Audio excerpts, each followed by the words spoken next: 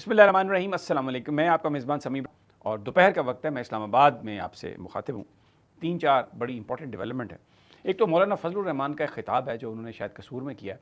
बड़ी उन्होंने इंपॉर्टेंट बातें कही हैं पाकिस्तानी पॉलिटिक्स के हवाले से। उस पर बहुत सारे लोग अपनी अपनी राय का इजहार कर रहे हैं। कुछ लोग तनकीद कर रहे हैं। शहबाज गिल साहब को मैं सुन रहा था, वो कह रहे हैं जी मौलाना अपना हिस्सा मांग रहे हैं। लेकिन जो मौलाना ने कहा है, जो उन्होंने गुफ्तगू की है, दिल के हाल तो अल्लाह जानता है। लेकिन उन्होंने जिन चीज़ों की निशानदेही की है वो बहुत इंपॉर्टेंट हैं और उस पर गौर करना चाहिए। अगर उस पर गौर नहीं करेंगे तो ये वो चैलेंजेस हैं जिनका हम हमेशा जिक्र करते आ रहे हैं, ये पाकिस्तान के लिए कोई अच्छा शगुन लेकर नहीं आएंगे। कश्मीर की भी आपको अपडेट देंगे, जिसमें आज बच्चों ने, स्कूल के बच्चों ने यूनिफॉर्म पहनकर अपने बस्ते पकड़कर एहतजाज किया है। बहुत बड़ा एहतजाज, अनप्रेसिडेंटेड। कश्मीर से जो खबरें आ रही हैं, पूरी कौम जो है वो अवामी एक्शन कमेटी के साथ है। अल्लाह पाकिस्तान के जो हुक्मरान हैं उनको अकल दे और वो कोई मुज़ाकरात का सिलसिला शुरू करें।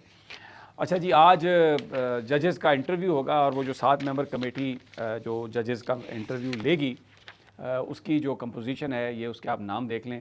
ये कुछ लोग हमारे दोस्त हैं उनमें जो बतौर वकील भी पेश होते हैं, लेकिन फिर साथ में उन जजेस के बैठ के जजेस का इंटरव्यू भी करते हैं, अपने क्लाइंट्स को रिलीफ भी दिलवाते हैं। आज मोनाल रेस्टोरेंट का फ़ैसला, बड़ा फ़ैसला, तो उसमें काजी फ़ाइज़ ईसा का फ़ैसला उन्होंने रद्द किया और वापस ले लिया और ये एक फ़ैसला दिया। बहरहाल मैं किसी पर कोई इल्ज़ाम नहीं लगाता, इसलिए कि ये दोस्त सारे खफा हैं मुझसे तो ख़ास तौर पर, लेकिन मैं क्या करूँ।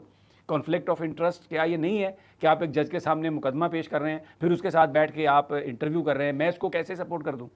महज़ब मुआशरों में ताल्लुक़ अपनी जगह पे, दोस्ती अपनी जगह पे, but you can not support it. ये निज़ाम को बर्बाद करके रख दिया इन्होंने।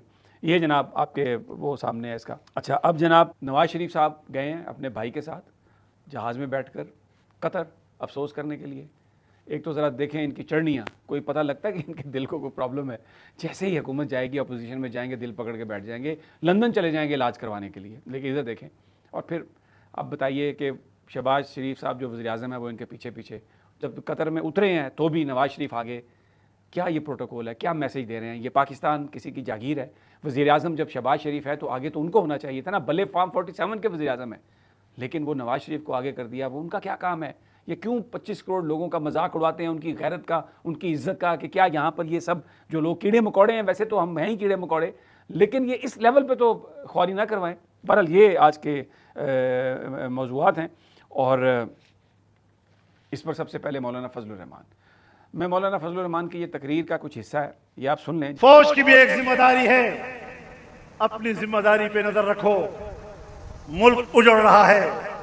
खैबर पख्तूनख्वा में आज कोई हुकूमत नहीं है और मैं वहां से आया हूं। मैं बताना चाहता हूं पंजाब के लोगों कि मगरिब का सूरज गुरूब होने के बाद सुबह सूरज के तुलू होने तक पुलिस अपने थाने से बाहर नहीं आती, और जब पुलिस थाने से बाहर नहीं आएगी तो फिर सड़कें मुसल्लह गिरोहों के सपुर्द होंगी, फिर सड़कें और रास्ते डाकुओं के रहमो करम पर होंगे।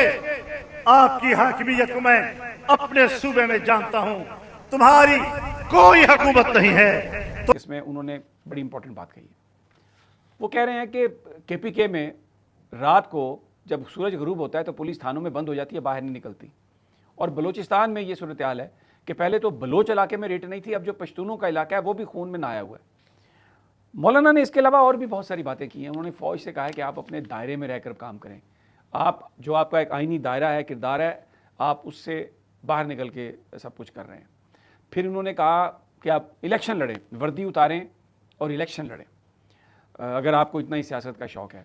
जो इसका मतलब ये है कि जो भी DGISPR ये कहते रहे कि फ़ौज पॉलिटिक्स में मुलव्वस नहीं है, मौलाना फजलुर रहमान ने आज उसको, उस चीज़ को मुस्तरद कर दिया और उन्होंने कहा कि नहीं, आप वर्दी उतारें, इलेक्शन लड़ें, फिर आपको पता चले। कुछ लोग कह रहे हैं कि ये जो उन्होंने कहा है वर्दी उतारें, ये तो वैसे ही बात की है। दर हकीकत वो आर्मी चीफ से कह रहे हैं कि आप आएँ और आप वर्दी के साथ सदर बन जाएँ, जिस तरह जनरल CC ने किया था। अब ये मुख्तलिफ लोग इंटरप्रटेशन कर रहे हैं, उन्होंने ऐसी कोई बात कही नहीं।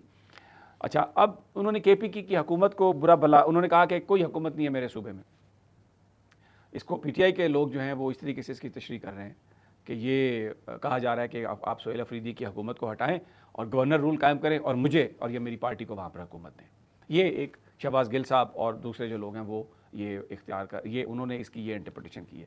लेकिन अपनी तकरीर में मौलाना ने अफ़गानिस्तान के हवाले से भी बात की है, जिसमें उन्होंने मुज़ाकरात पर बात कही है और कहा है कि ये बॉर्डर सील कर दिए गए हैं। तो ये उनकी जो तकरीर है वो बड़ी एक भले उसमें कुछ उनके मफादात होंगे, लोगों का ये सवाल बिल्कुल बजा है कि आप आज़ाद कश्मीर में पीपल्स पार्टी के साथ मिलकर इलेक्शन लड़ रहे हैं, बलूचिस्तान में पीपल्स पार्टी की गवर्नमेंट ने, बिलावल भुट्टो ने कहा आप उस गवर्नमेंट में भी आ जाएं, तो आप अगर उन पर तनकीद कर रहे हैं और साथ उनके हुकूमत में और इलेक्शन उनके साथ आप मिलकर कर रहे हैं और फिर बलूच और KPK का नाम लेके कह रहे हैं कि जी यहाँ पर कोई हुकूमत नहीं, तो एक सवाल उठता है कि सिंध के अंदर भी तो यही सूरत हाल है, वहाँ पर भी कच्चे के डाकू हैं, लोगों की ज़िंदगियाँ तंग हैं, वहाँ पर उस हुकूमत के बारे में आपने क्यों नहीं बात की। लेकिन बहरहाल जो बातें उन्होंने कही हैं इस पर गौर करने की ज़रूरत है, ये बड़ी संगीन बातें हैं। उन्होंने तो एक और बात भी फ़ौज के हवाले से कही है, जिसमें उन्होंने मौलाना फजलुर रहमान ने कहा है कि फ़ौज तनख्वाह लेती है पाकिस्तान की हिफाजत की, तो ये उनकी रिस्पॉन्सिबिलिटी है। मैं ये समझता हूँ कि ये खासी तल्ख़ बात उन्होंने कही है, क्योंकि बहरहाल कोई जो नौकरी होती है वो अपनी जान कुर्बान करने के कोई तनख्वाह तो नहीं होती, ये स्पेशल ये जज्बों की बात है और ये हुब्बुल वतनी की बात है। और अपनी कौम को बचाने के लिए अगर एक नौजवान आता है तो ज़ाहिर है तनख्वाह तो उसको मिलनी है, लेकिन असल उसका जज्बा है, तो उसकी जो बात है वो उसको आप पैसों में नहीं तोल सकते। लेकिन फिर ये बात भी दुरुस्त है कि अगर कोई पॉलिटिक्स शुरू कर दे और अगर जो अवामी नुमाइंदे जो हैं उनको, जो जीते हुए हों उनको उतार के आप जो हारे हुए हैं उनको बिठा दें, तो फिर बात तो तनकीद तो होगी इस एक्ट पर, इससे आप बच नहीं सकते। तो ये अगर इसको सारी चीज़ को, सारी कॉन्टेक्स्ट को, सूरत हाल को मिला के देखें तो मैं सिर्फ ये कहूँगा कि बहुत सारी बातें अगर ना कहते मौलाना फजलुर रहमान तो अच्छा था, लेकिन जो बातें उन्होंने कही हैं उन पर इंतहाई संजीदा गौर ज़रूरी है। कश्मीर की जो सूरत हाल है वो बहुत ख़राब है, वहाँ पर आज बच्चों ने बस्ते और यूनिफॉर्म पहन कर एहतजाज किया, कभी ऐसा एहतजाज नहीं हुआ। और देखें ये मुस्तकबिल की क़यादत है हमारी कश्मीर की, तो अगर वो एहतजाज कर रहे हैं बस्तों के साथ और स्कूल आए हैं इस तरह से निकल के, और वहाँ पर पिछले 40-42 दिनों से जो एक हंगामा आ रही है और लोग अपने हकूक़ मांग रहे हैं और उनको आगे से जिस तरीके से निपटा जा रहा है, ये क्या हम मैसेज दे रहे हैं और क्या ये सब होगा। बड़ी एक अजीब व गरीब सी सूरत हाल है। ईरान और अमेरिका की जंग की आपको अपडेट दे दें। ईरान ने यह दावा किया कि कुवैत में जो बेसिस थे अमेरिका के 2, उनको उन्होंने बड़ा नुकसान पहुँचाया और उसमें एक तो जो पेट्रियट मिसाइल बैटरी है वो उन्होंने तबाह की है, फिर उन्होंने FPS रडार सिस्टम वो कहते हैं हमने तबाह किया, और फ्यूल टैंक जो हैं वो भी हमने तबाह किया है। बहरीन पर भी उन्होंने कहा है कि हमला किया। तो